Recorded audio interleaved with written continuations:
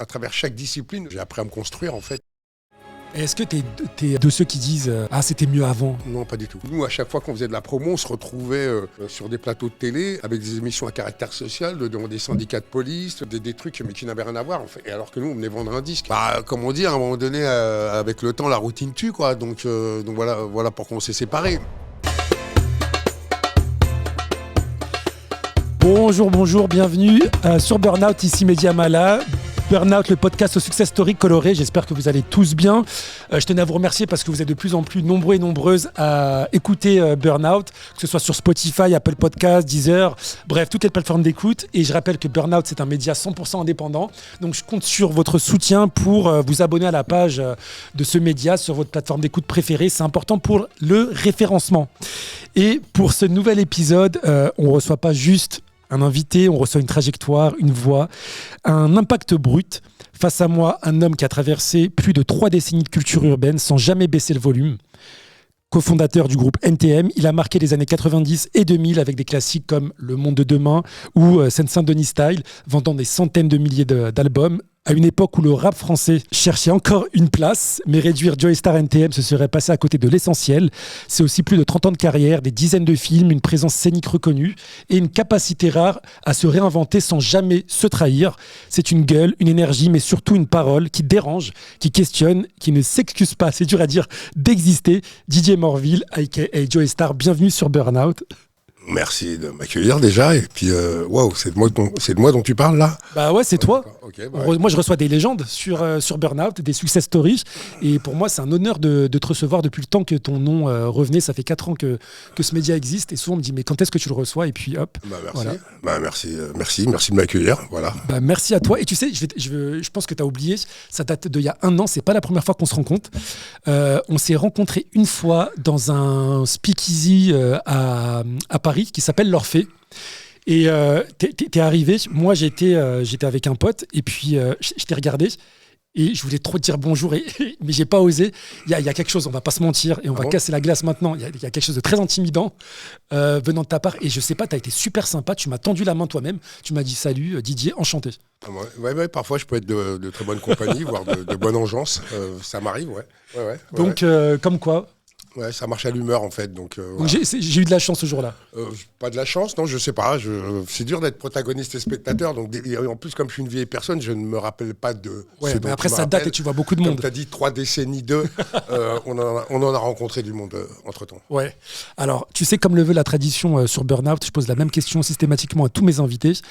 Didier, toi, quand tu avais 8-9 ans, à quoi t'aspirais ? Est-ce que tu savais exactement quel métier tu voulais faire en étant petit garçon ? Pas une miette. Sérieux ? Non, pas du tout. Pas pompier, pas quoi faire. Non, puis en plus, moi j'avais un père justement qui me questionnait là-dessus et à qui je ne savais pas quoi répondre. Et il avait, en retour, il avait une attitude, moi qui ai eu des enfants et qui me suis construit aussi avec ça, je sais que il n'avait pas forcément la bonne attitude là-dessus. Mais effectivement, j'avais pas trop d'aspiration. Mais il faut savoir que moi je suis né en 67. Et que dans les années fin 70, on n'avait pas trop, là d'où je viens, de Saint-Denis, il n'y avait pas trop de quoi nous donner envie. Voilà, donc on s'est un peu construit tout seul sur le tout et sur le tard aussi, quoi. Voilà. Et justement, quand tu repenses, toi, à Saint-Denis aujourd'hui, avec le recul, c'est quoi la première image qui te revient ? Sans tomber dans le misérabilisme, etc. C'est pas l'objectif de la question. Mais est-ce qu'il y a une image quand je repense à tu veux dire à l'époque où il faut savoir que la cité où j'ai grandi, autour il y avait des maraîchers à l'époque. Okay. Aujourd'hui c'est devenu complètement devenu complètement urbain, mais il y avait des maraîchers, donc on jouait dans la ferraille et les maraîchers, quoi. Voilà, j'ai vu les cités se construire autour, j'ai vu la vie arriver et puis surtout.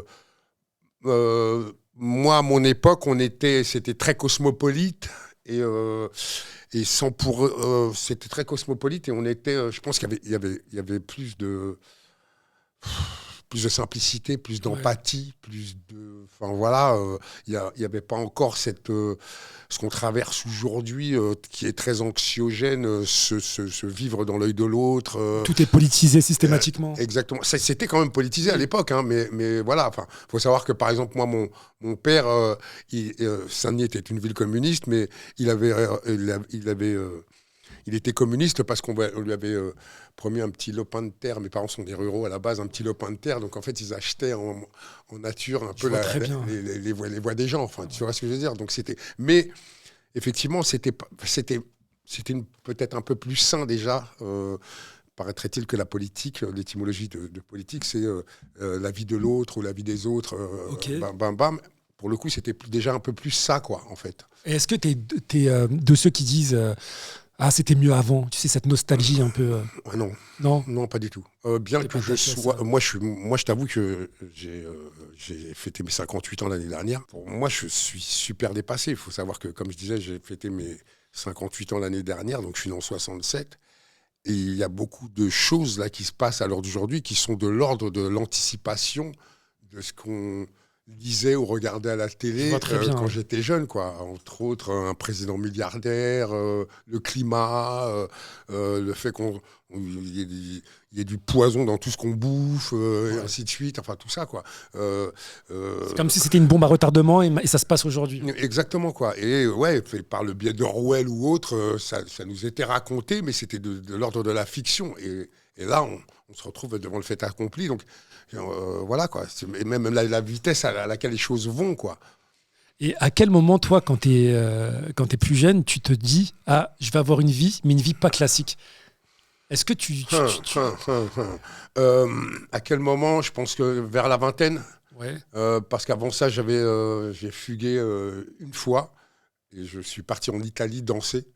Ok. Et je pense que c'est à ce moment-là, enfin, c'était un peu avant la vingtaine, que j'ai compris qu'il allait se passer quelque chose de pas ordinaire, puisqu'à chaque fois, il fallait que je revienne à ma base, c'est-à-dire chez mon père, et que je rende des comptes, et qu'on me disait, alors l'école, et tu vas faire quoi de ta vie?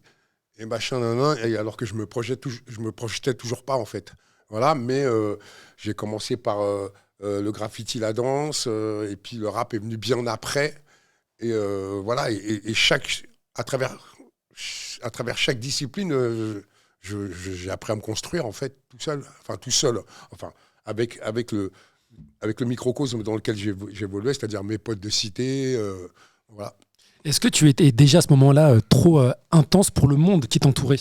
Ouais, je crois, ouais, puisque en fait, mon père se levait pour travailler quand moi j'arrivais juste avant pour me coucher, c'est-à-dire que j'habitais au rez-de-chaussée, donc je me sauvais par la fenêtre le soir, j'allais faire soit des graffitis, traîner, machin, enfin, j'avais besoin, tu sais, à cet âge-là, c'est hormonal, t'as besoin d'exister, t'as besoin de sentir les choses, comme on dit chez nous, gratter ta gueule par terre pour savoir quel goût a la vie, en fait, des choses comme ça, quoi.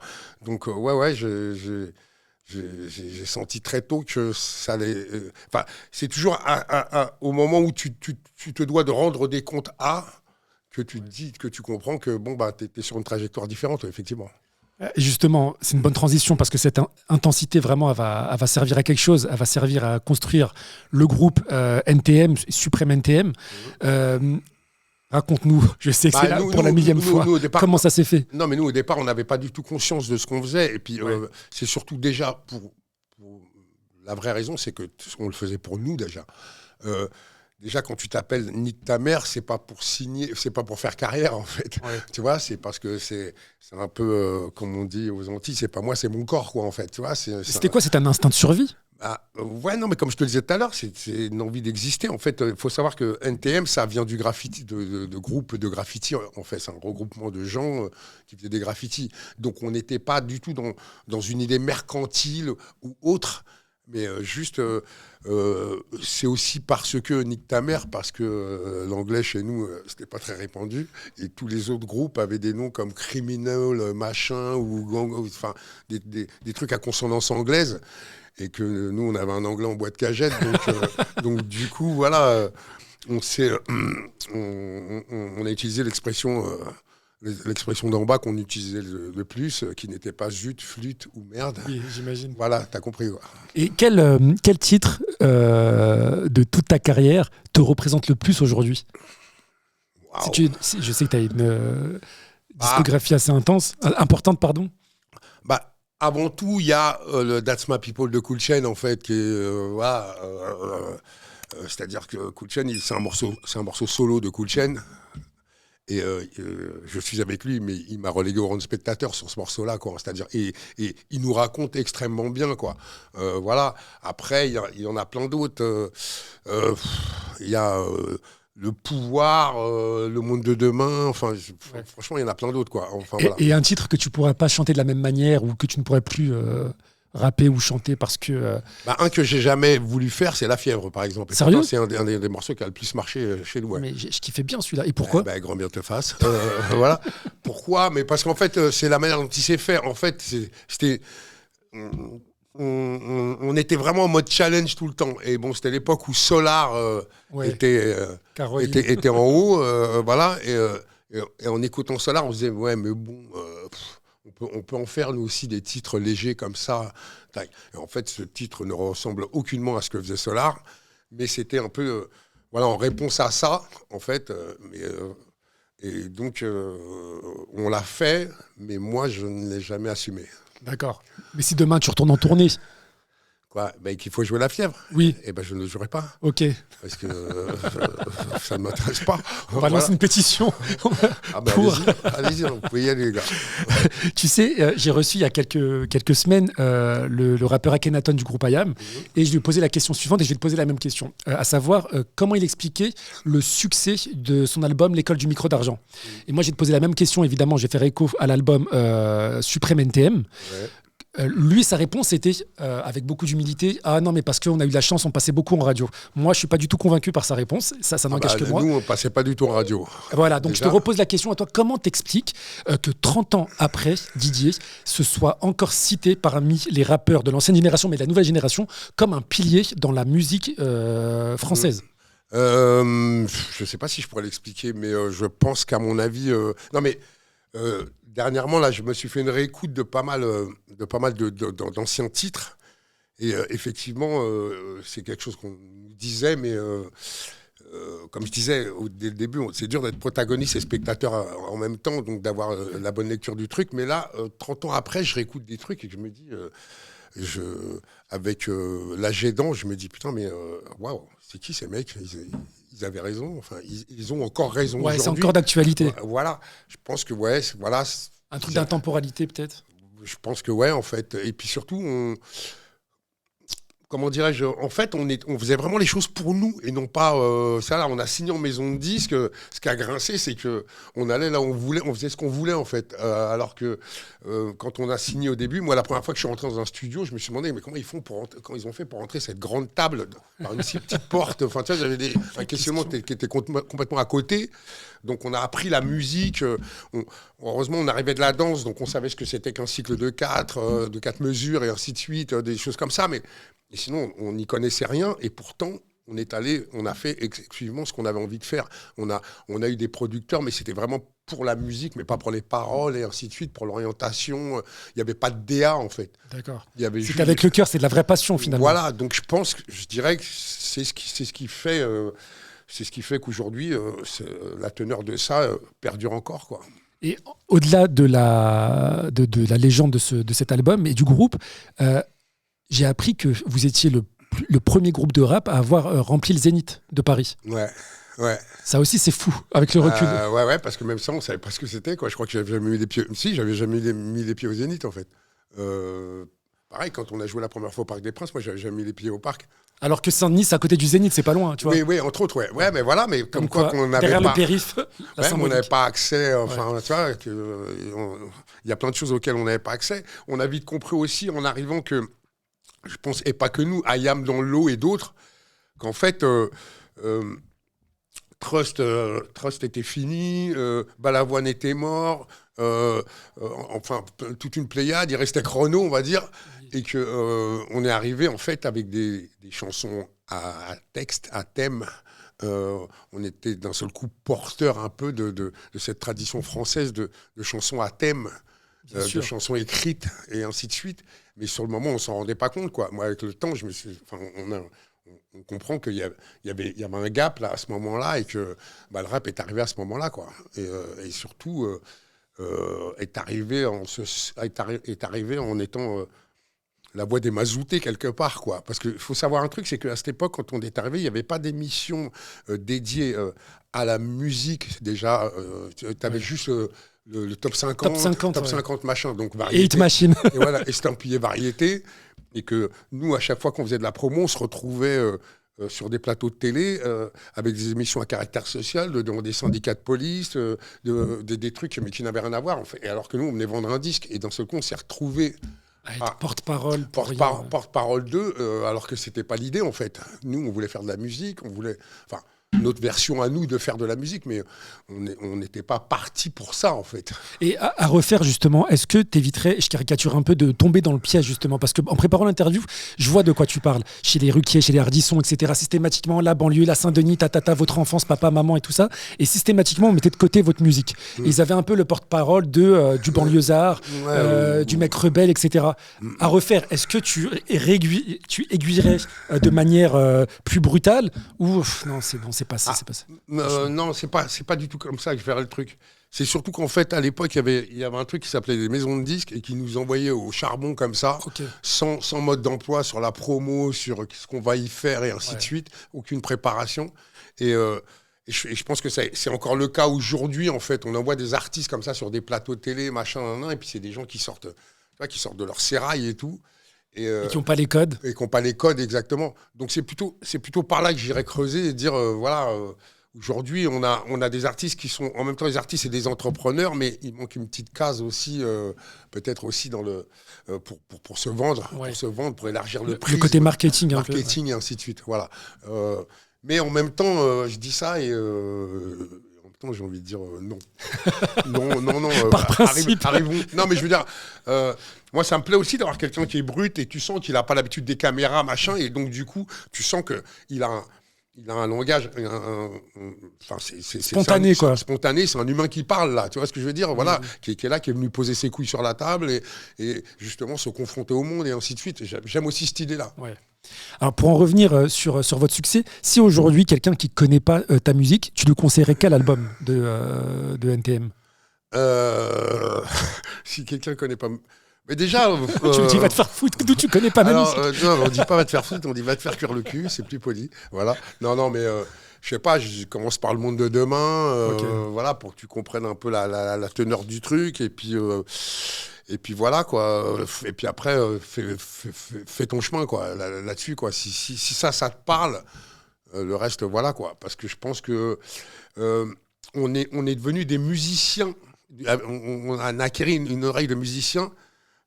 Aujourd'hui, par exemple, je vois souvent les rappeurs, les mecs n'ont pas vraiment de culture musicale, quoi. Oui. Alors que nous, c'était pas notre cas, en fait, tu vois. Nous, on a fait des choses c'était assez éclectique. Parce qu'on a écouté du rock comme de la soul. Comme du jazz. Exactement, des choses comme ça, par le biais de nos parents ou de nos pères, et ainsi de suite. Bien sûr. Et on arrive de là, quoi, en fait. C'est vrai, mais ça, c'est un point important, parce qu'il y a une perception des anciens groupes de rap, des groupes de rap de manière générale de la musique urbaine, comme des... on voit ça comme des incompétents de la musique. Tu sais, Ouais, parce que ça vient du fait que les gens n'ont pas compris le fait qu'on samplait. Tu vois ce que je veux dire? Donc ben oui, parce qu'au départ, on n'est pas musicien. Voilà, parce qu'au départ, on n'a pas... c'est-à-dire que autant le rappeur n'est pas musicien, autant le mec qui fait la prod ne l'est... Pardon, excuse-moi. Le type qui a la prod au départ ne l'était pas aussi. J'ai pour exemple DJ Notiji qui a grandi musique traditionnelle, tu vois, dans la musique traditionnelle guadeloupéenne. De temps en temps, tu as des gens comme ça, mais sinon, pour la plupart, c'était pas des gens qui étaient musiciens. Tu vois, des DJ Mehdi, je crois qu'il vient d'une famille où ça jouait de la musique aussi. Bien sûr. Mais c'était pas le cas de tout le monde, quoi. Et toi, chez toi, quand tu étais petit, ton papa, il écoutait quoi? Mon père, c'était le DJ de la famille. Sérieux? C'est-à-dire que le mec, si pour les anniversaires, les baptêmes, les machins, si c'est pas lui qui mixait, il faisait la gueule à tout le monde, le gars. Tu vois, voilà. Donc, du coup, mon père, très éclectique. Autant c'était... musique variétoche, que caribéenne, compas, Eddie Mitchell, ça passe des trucs, ouais. Parfois ça pouvait être horrible, du Alain Barrière pour ceux qui ont la référence, tac ou autre. Ça pouvait être, ça allait dans tous les sens, quoi. Mon père écoutait Prince, comme il écoutait Johnny Guitar Watson, comme Bob Marley aussi, comme Brel. Enfin voilà, c'était très large. Le prisme était très large. Et quelle perception tes enfants ont de ta musique? Est-ce que parfois ils viennent avec les paroles et sur leur téléphone, papa là t'as déconné, ou j'aime trop ce son de toi, putain? Non, j'ai pas ça. En revanche, mes fils sont venus dans leur enfance, ils étaient pas mal avec moi sur la route. Ok. Donc c'est papa, quoi. Tu sais, il y a rien d'objectif en fait. Voilà. Après. C'est marrant, mais j'ai du mal à avoir des retours de la part de mes fils sur ce que je fais de manière précise, en fait. Je sais qu'ils aiment, ils approuvent. Ouais, je pense qu'il y a un petit peu de ça. Je pense que j'ai encore trop l'air d'un outre-mangeur en face d'eux. Donc, ils sont comme toi, tu vois, quand je t'ai serré la main. Salut, je m'appelle Didier. Il y a, dans cette partie-là, il y a ça, quoi. Il y a enfin, voilà. Côté intimidant, mais c'est surtout qu'ils sont venus faire des festoches où on jouait, il y a 50 000 personnes, machin, tac. Et donc, ils ont appris comme ça, waouh, mais il y a du monde, machin. Donc, enfin, voilà. Et puis eux se baladaient dans les festoches comme ça, machin, tac, tac et tout. Pourtant, il n'y en a aucun qui est devenu musicien pour autant. Mais voilà. Mais tout ça pour dire qu'il y a une partie comme ça où, on reste dans le non-dit. Voilà. Ok. Après, peut-être qu'ils ne réalisent pas aussi ce que tu représentes dans la culture française. Je pense que si, avec les deux plus grands ont 18 et 20 ans, je pense que si, quand même.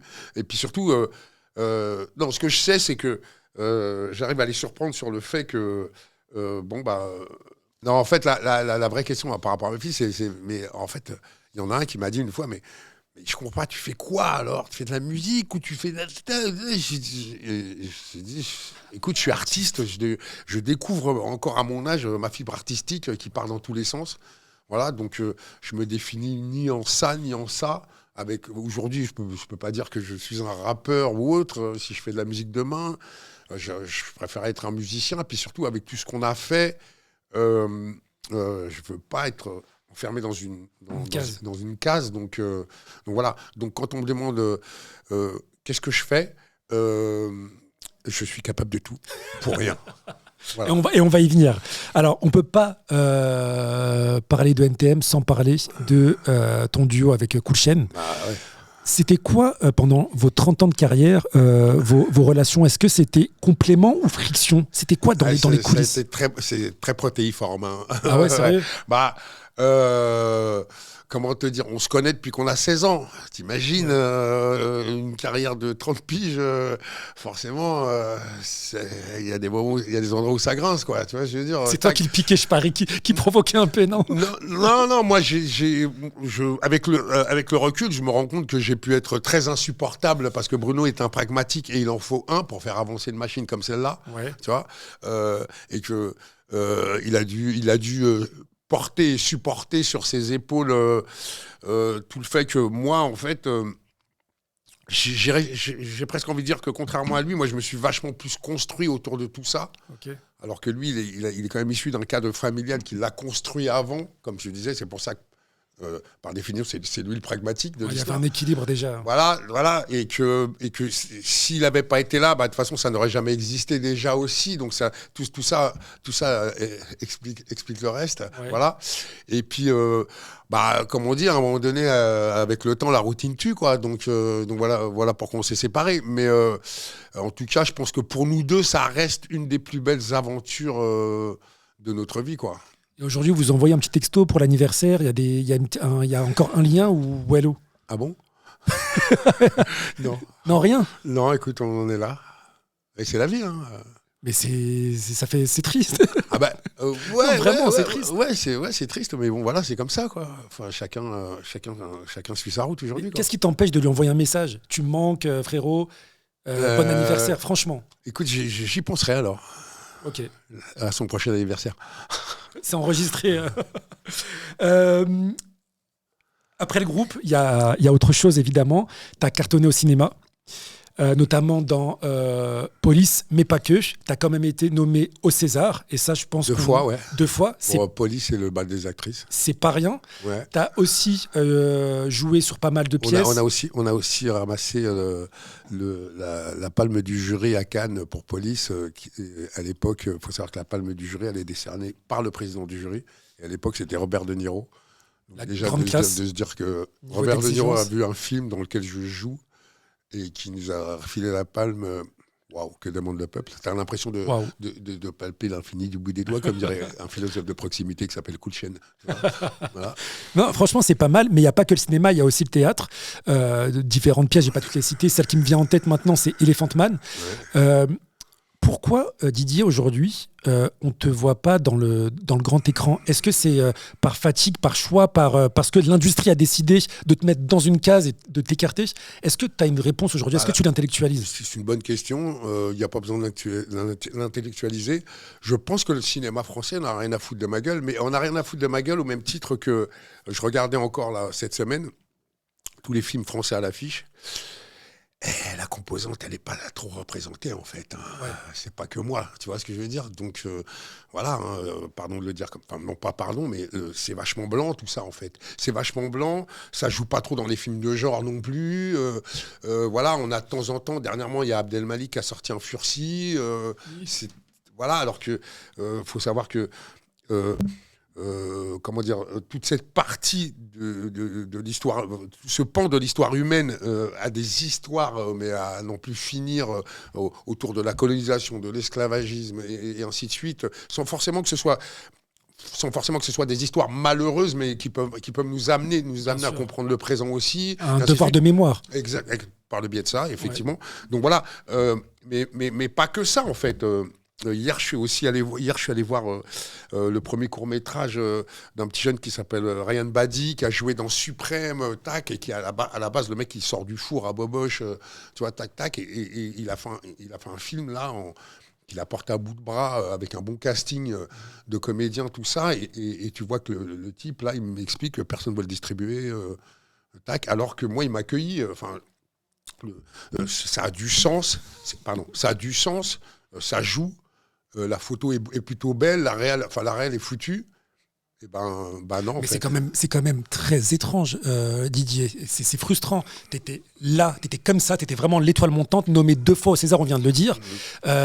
Faut-il que je t'explique qu'en fait, j'arrive pas à comprendre. Le dernier gagnant du César, il bosse sur une grue dans un chantier.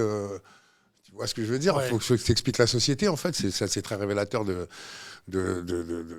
du monde dans lequel on vit, en fait. C'est-à-dire que, oui, t'as beau mouiller le maillot, voilà, quoi, tu vois. Comme il n'y a pas le ressort qui nous ressemble, qui va dans notre sens, au niveau des producteurs et ainsi de suite, et du coup, voilà, ça se ressent sur l'affiche et puis sur la composante, quoi.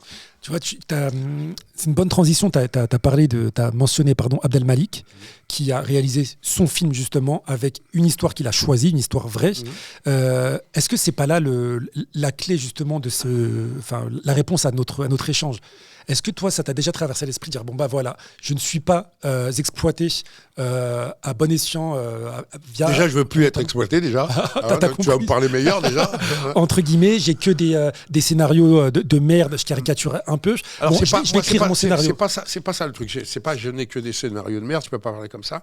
Mais en revanche, heureusement que il y a des doudingues encore qui viennent me chercher pour faire des choses.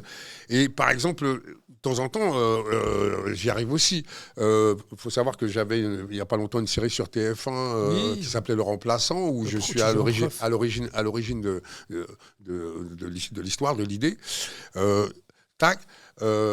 Sauf que pour des histoires d'incompatibilité, ça n'a pas duré, alors qu'on cartonnait. Tu vois ce que je veux dire ? Voilà. Ouais. Moi, je ne vais pas rentrer dans le détail là-dessus, mais voilà. Donc, ça arrive de temps à autre, je veux dire, voilà. Mais peut-être pas assez. Moi, il faut que je calme le monstre qui sommeille, enfin pas qui sommeille, qui vit en moi, qui s'appelle l'hyperactivité, en fait. Ouais. Voilà. Tu vois ce que je veux dire ? Donc, du coup, je compense par des choses. Tu vois, sur les réseaux sociaux, on me voit beaucoup, par exemple, faire des trucs avec les chefs, en fait. Mais en fait, pour moi, c'est pas juste faire de la représentation. C'est qu'en fait, je suis tombé dans un truc sur les histoires humaines, les histoires du produit. J'ai des enfants, j'ai envie qu'on s'alimente un peu mieux. J'ai envie de, tu vois, mettre en lumière des gens qui travaillent en ce sens et ainsi de suite. Et que ça rejoint un peu les combats qu'on avait dans la musique aussi. Sauf que, voilà, on les détourne un peu, mais on a toujours le cœur à l'ouvrage. Alors, sans transition, on va parler maintenant d'identité. On en parle beaucoup sur Burnout et j'ai une première question par rapport à ça, Didier. Quelle place a les Antilles dans ta vie aujourd'hui ? Les Antilles dans ma vie. Faut savoir que moi, j'ai un père qui a tout fait pour que, comme il le disait, je sois plus intégré que le blanc.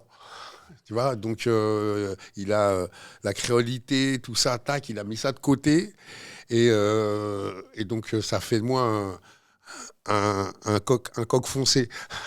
Voilà, je suis plutôt un coq foncé, mais sans pour autant avoir eu j'ai pas eu la transmission de tout ça. Donc, c'est-à-dire que, tu vois, par exemple, mes enfants sont peut-être allés plus de fois que moi aux Antilles, okay. Ne parlent pas créole. Tu vois, j'ai pas pu faire cette transmission-là. Ce qui est un... Je suis à 58 ans, je suis à la recherche de tout ça encore aujourd'hui, tant que je peux faire des escapades là-dedans. Par exemple, je n'ai jamais vu un carnaval de ma vie. Alors, donc, du coup, j'ai fait un morceau carnaval pour m'inventer le truc. Ouais. Et comme ça, quand je suis sur scène, je peux le jouer, faire à gauche, droite, tac, tac, tac. Mais voilà, c'est un crève-cœur pour moi. Et comment tu l'expliques que c'est venu aussi tard, entre guillemets ? Est-ce que c'est déjà, c'est venu parce que je suis artiste, en fait. Ouais. Et que je me suis retrouvé avec des gens comme DJ James, DJ Notigi, entre autres, voilà, qui, eux, sont guadeloupéens, Touko Gaddem aussi, voilà. Donc, si j'avais pas été artiste, en fait, peut-être que je m'appelle Didier Morville, j'aurais été un Normand. Ouais. Avec la tête, avec ma gueule de métèque, tu vois. Voilà. Non, mais tout ça pour dire que par le biais de la musique connecting people, comme dirait l'autre, tu vois. Donc de fait, voilà, c'est arrivé par le biais de ça et sur le tard en plus, voilà. Mais voilà, c'est tout dit. Et est-ce que toi, tu crois aux études sociologiques par rapport à tout ce qui touche au trauma transgénérationnel ? Bien sûr. Est-ce que c'est quelque chose, peut-être qui s'est aussi, sans faire, je fais pas de la psychologie de comptoir, je m'y connais pas, mais est-ce que c'est quelque chose qui s'est réveillé aussi en toi ? Et là, je fais écho à ton intervention, et ça, j'ai beaucoup aimé, et on n'en a pas assez parlé, je trouve, d'un documentaire sur l'esclavage. Ouais. Il s'appelait aux origines de l'esclavage. Ouais. Voilà, et j'ai trouvé ton intervention super belle. Et je crois surtout qu'on me rappelle tous les jours dans ce pays que je ne suis pas forcément le bienvenu à plein d'endroits. Donc forcément, ouais, je vais me réfugier dans quelque chose que je n'ai pas, mais qui fait partie de mon cercle, mon centre, si tu veux, ouais. et mes origines surtout, quoi. Donc voilà, je pense que c'est aussi ça. C'est un élan naturel, je crois, tu vois. Voilà. Mais effectivement, c'est encore une fois, je suis très demandeur de tout ça. Voilà. Et voilà, non, je t'ai répondu. Non, mais t'imagines, j'ai appris que Sophie Lumina était quelqu'un qui fait partie de ma branche, qui est un de mes aïeux, faisait partie des rébellions d'esclaves, tac, elle est morte en Guyane, tac, enfin, il y a une vraie histoire et qu'on m'a pas fait cette transmission-là. Et je pense que si je l'avais su bien avant, peut-être que j'aurais marché le menton vers les étoiles en étant dans une posture un peu plus confortable et moins, je sais pas, j'extrapole, mais moins dans le doute que de ne pas comprendre, attends, pourquoi j'ai cette tête et je m'appelle Didier, Morville de surcroît, enfin il y a une histoire derrière tout ça. Et bien sûr que c'est très important de faire ce genre de transmission et voilà, c'est très important. Alors, cette recherche d'équilibre, cette quête d'équilibre, d'identité et d'équilibre. D'identité, bien sûr. Tu la retrouves, j'ai l'impression, tu la recherches aussi dans la cuisine.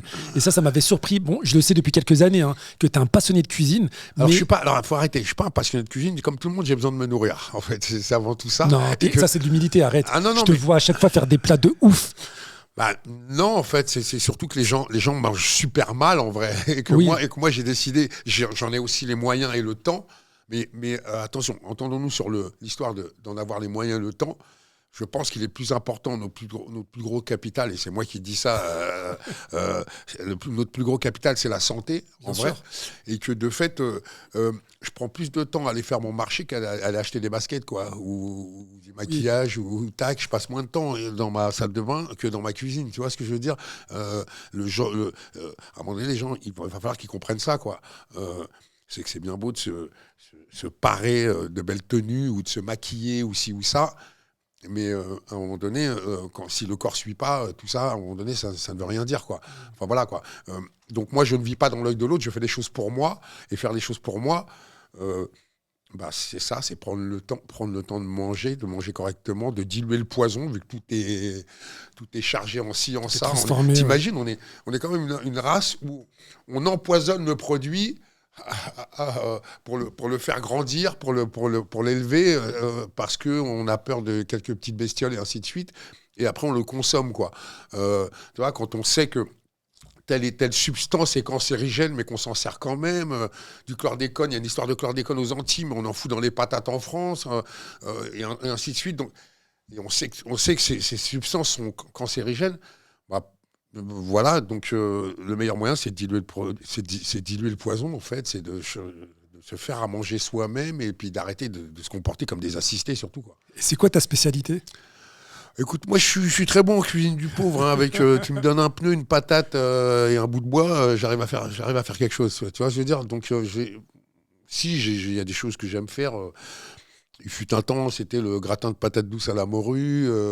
Maintenant, enfin, voilà, moi, je cuisine à l'humeur, en fait. Et puis, plus je rencontre de chefs, plus j'apprends, plus j'ai de tips. Donc, mieux je cuisine de mieux en mieux. Et puis surtout, moi, j'ai aimé ces moments où, voilà, je suis séparé de la mère de mes enfants, mais quand je les prends en vacances avec moi, je leur fais à manger toute la journée, tous les jours.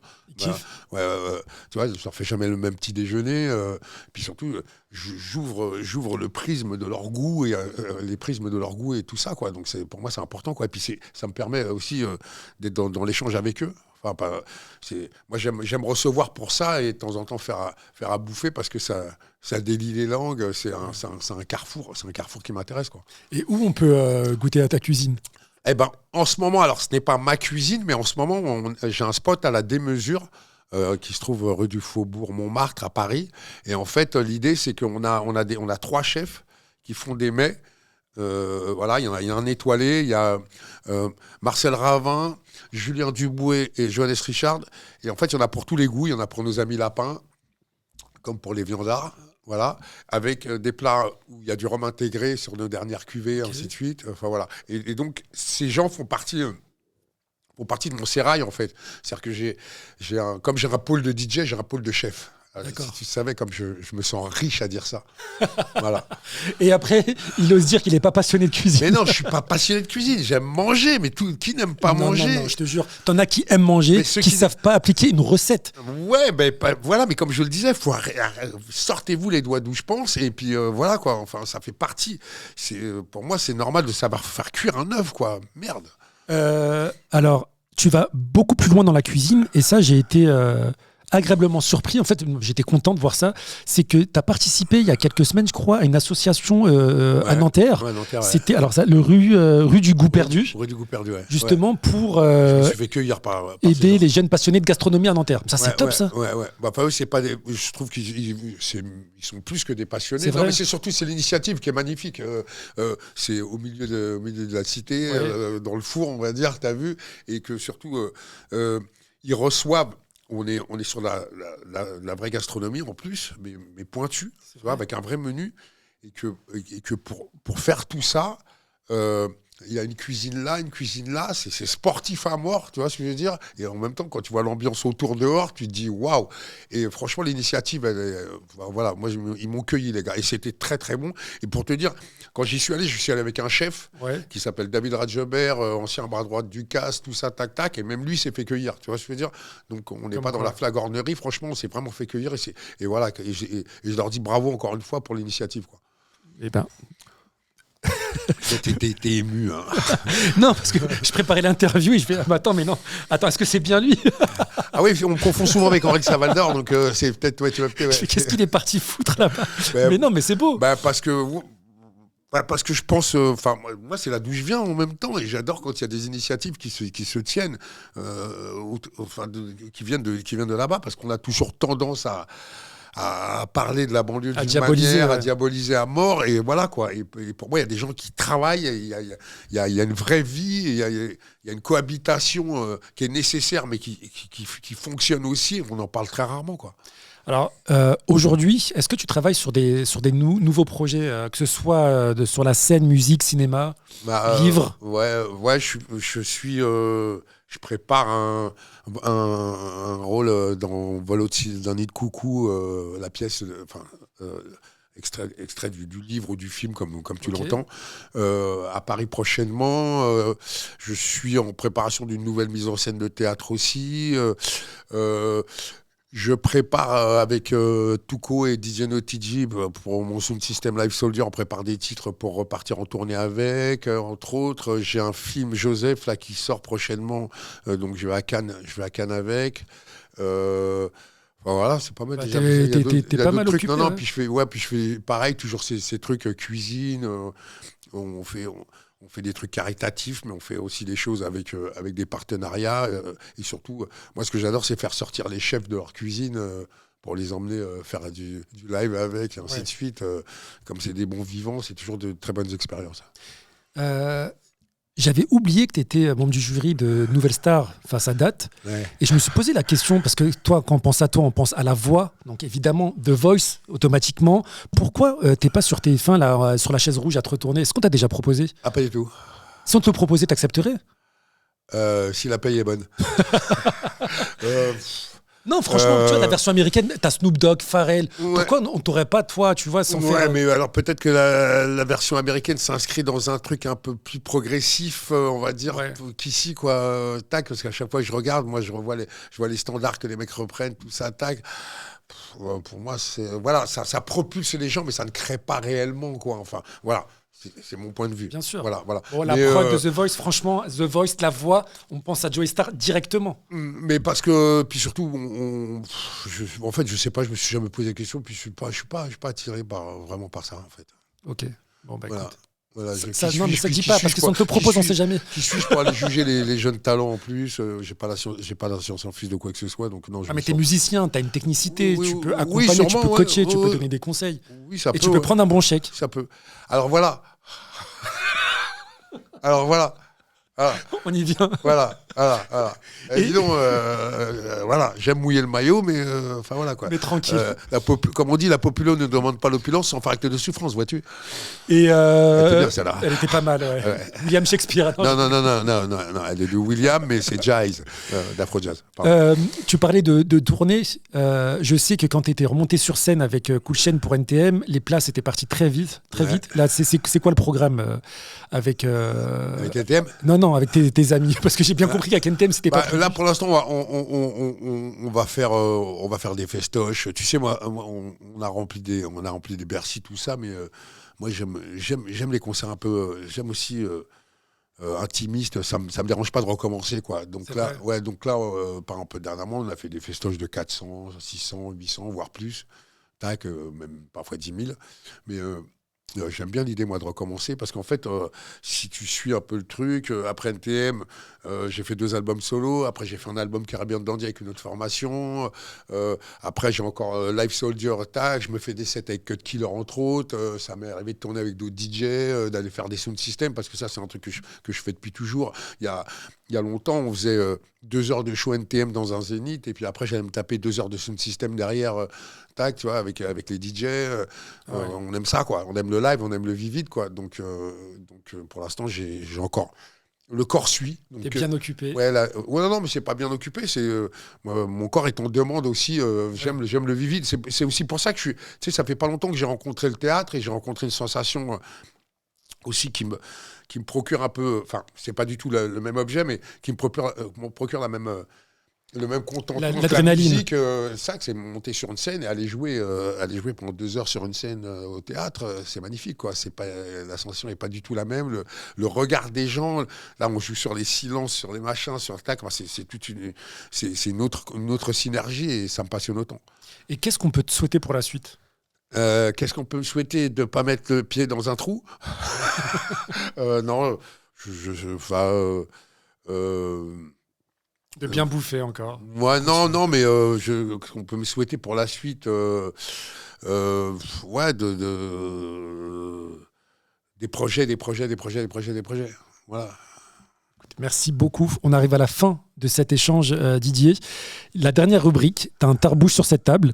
Quand j'ai annoncé sur mes réseaux sociaux ton arrivée, souvent je reçois des questions des auditeurs, des auditrices. Tu as une question sous le tarbouche, tu as le choix soit de la lever, et dans ces cas-là, tu es obligé de lire la question et y répondre, soit de le laisser à jamais baisser. On ne saura jamais quelle est la question de l'auditeur ou de l'auditrice. Ok. Bon, ça va, c'est pas comme si j'étais en face d'un précipice, donc Non, je vais lever, quoi. Ouh, quel suspense. Ah ouais, ouh là là. Je te laisse lire la question. C'est quoi le truc le plus inattendu qui t'apaise aujourd'hui? Le truc le plus inattendu qui m'apaise aujourd'hui. Waouh, c'est vrai. C'est pas mal comme question. Ouais, la question est pas mal et donc du coup, j'ai l'impression que je vais répondre. Je sais pas. Attends. Cool chaîne. Dis donc, t'es un peu un comique de répétition, toi, c'est intéressant.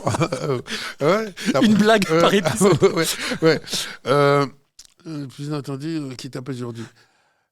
Par exemple, j'ai un fils, le plus grand, qui est footballeur professionnel. Et j'aime la façon dont c'est un laborieux, le gars. C'est-à-dire que sa trajectoire n'est pas simple. Voilà. Et de temps en temps, quand je l'écoute parler, quand il me parle de ce qu'il fait, ouais, je trouve ça très apaisant, en fait. Parce que voilà, il est méritant sur ses résultats et ainsi de suite, même si je trouve encore une fois que c'est parce que moi, c'est moi et mon hyperactivité, ça ne va pas assez vite pour lui et ainsi de suite. Ouais. Mais en tout cas, je le trouve résilient et il a, je pense que sa mère et moi, on lui a fait la bonne transmission au niveau de... On est des laborieux et c'en est un aussi. Okay. Donc voilà, ça m'apaise. Bon, très bonne réponse. Les enfants, un des enfants, le foot. Il y avait une bonne réponse. Merci beaucoup d'avoir répondu à toutes mes questions. Merci de m'avoir accueilli encore une fois. Et j'espère à bientôt pour d'autres projets. Pour de nouvelles aventures. Et je viendrai à la démesure goûter un peu une des cartes où il y a ton nom. N'aie pas peur. Et je remercie aussi Thomas et Alexandra, ton équipe, qui m'ont beaucoup aidé à préparer cette rencontre. Et évidemment, les studios Podblend avec Baya et Ahmed aux commandes. Je vous dis ciao, à bientôt.